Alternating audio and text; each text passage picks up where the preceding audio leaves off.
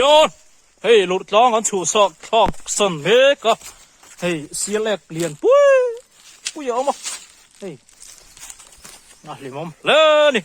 cái phong po con hú dấu lầu po này là con lâu bị lầu này hey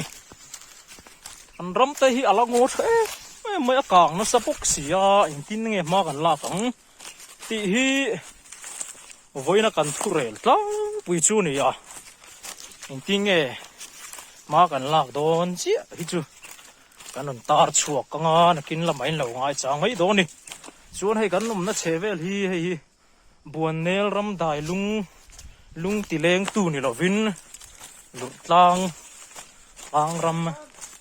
anh đi